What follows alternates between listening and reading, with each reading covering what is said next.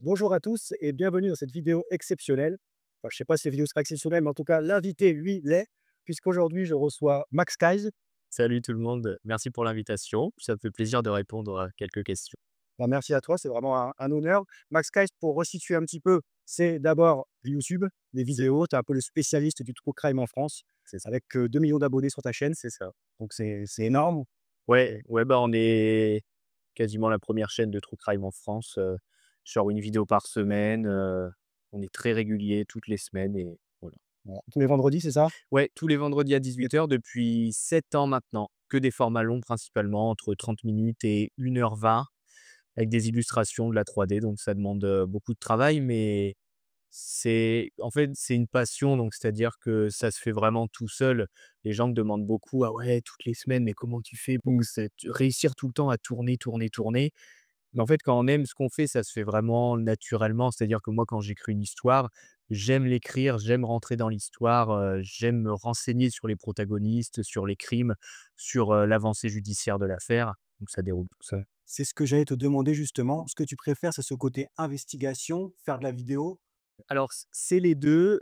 Au niveau de la vidéo, ce qui me plaît le plus, ça va être, imaginer un petit peu mon décor, la lumière que je vais pouvoir mettre pendant la vidéo. Mais le plus gros du travail, de toute façon, c'est écrire, faire les recherches, lire les bouquins par rapport aux affaires pour les écrire. C'est ça que je préfère parce que c'est ce qui me permet de découvrir l'histoire, en fait. Une fois que je tourne, bah, l'affaire, je la connais. En 1 h 30, 2 heures, le tournage, il est bouclé. C'est vraiment la toute fin, en fait, du travail, le tournage. OK. Ouais, c'est Mmh. beaucoup de montage, c'est du vidéo aussi, ça Ouais, prend. c'est ça. J'ai un monteur, j'ai plusieurs illustrateurs, des artistes 3D. En fait, maintenant, on le voit pas, mais on est vraiment Ouais. toute une équipe derrière les vidéos. Donc, la vidéo se regarde rapidement en 45 minutes, 1 heure, mais derrière, on a un mois à peu près de travail, sur la vidéo avant qu'elle sorte, ouais.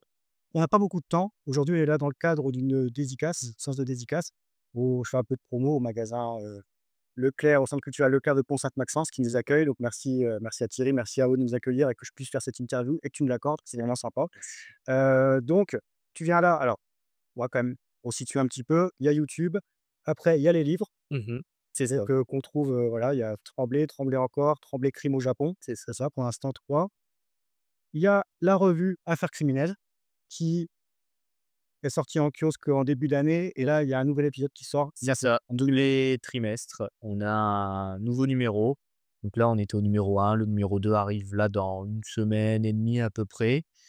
Donc, à chaque fois, on essaye de trouver pour le nouveau numéro de la revue un grand thème pour que, bah, la revue soit intéressante à lire et qu'on ait en fait un lien entre toutes les revues avec à chaque fois un grand cahier d'enquête sur un thème précis d'affaires criminelles. D'accord. OK. OK, top, top. J'aurais plein de questions, mais on n'a pas le temps. Donc, on va passer à pourquoi tu es venu aujourd'hui. C'est pour la sortie de cette bande dessinée, Le Backpacker Killer. Une question, c'est pourquoi cette histoire en particulier? Ouais, en fait, c'est la première bande dessinée que je fais, donc à l'aide de mon illustrateur Nicolas, qui a illustré justement cette BD, et on s'est posé la question avant de se lancer dans la BD, quelle histoire choisir? Parce que j'avais jamais fait de BD. Bon, Nicolas en avait déjà fait, il avait déjà illustré des BD, donc il savait comment ça fonctionnait, et on a donc passé, du temps à trouver l'histoire qui pourrait matcher en BD, et on est donc parti sur Iban Lila parce que c'est un tueur en série déjà, donc malheureusement il y a plusieurs victimes, donc il y a énormément de scènes à illustrer. Il y a eu grosse enquête le concernant.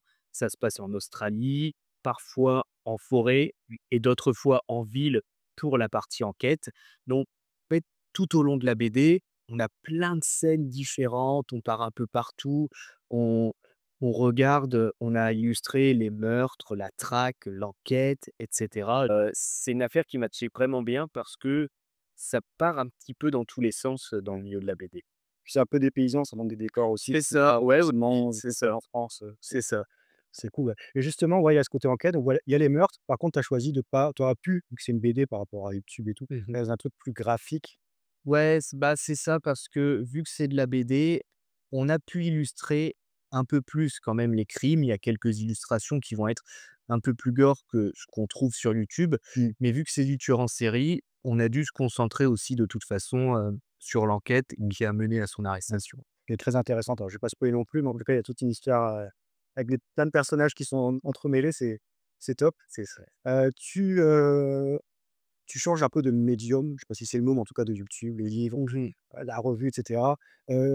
Qu'est-ce que tu essaies d'apporter de plus à chaque fois que tu changes? Qu'est-ce qui t'intéresse pour aller dans Bah, une autre direction? en fait, moi, comme je dis tout le temps, je viens de YouTube et je fais ce que je veux, en fait, avec mon format. C'est-à-dire que sur YouTube, quand j'ai envie de dire quelque chose, quand j'ai envie de présenter une affaire de telle ou telle manière, je le fais. Personne ne pourra me dire, «Non, tu peux pas trop dire ça» ou «Tu peux pas non plus rentrer dans ces détails» et c'est ce que je fais, en fait, avec les livres. C'est-à-dire que, par exemple, dans Les Tremblés, je vais raconter les histoires comme moi, je les aurais racontées sur ma chaîne YouTube. Mmh. Dans la revue, si on veut interviewer telle personne ou faire une enquête sur telle affaire, on le fait et je pense que c'est ça que les gens aiment. Bah, c'est un petit peu mégalo, mais je vais dire que c'est c'est un peu c'est ma façon de présenter, tu vois? C'est ce petit truc, de présenter, comme je dis, des fois, quand je raconte des affaires, je les raconte, en fait, comme si je les racontais à des potes.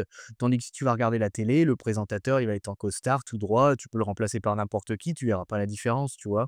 Et donc j'essaie d'apporter un petit peu cette petite touche dans les différents formats que j'essaie, comme Les Tremblés, la revue, la BD.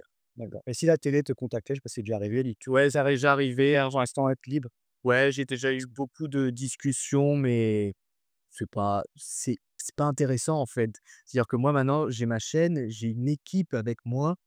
Pourquoi j'irais, moi, de moi-même, aller me mettre un patron au-dessus de moi qui va me dire quoi faire dans l'émission, alors que tout fonctionne très bien actuellement, pour ma chaîne YouTube et mes différents projets, quoi. Ce qui t'empêche pas d'aimer des personnes de la télé et Dominique Rizet, par exemple, qui Ouais, a voilà, exactement, c'est ça la revue, tu c'est ça. C'est plus le format, très aseptisé, en fait, moi, qui m'intéresse pas du tout.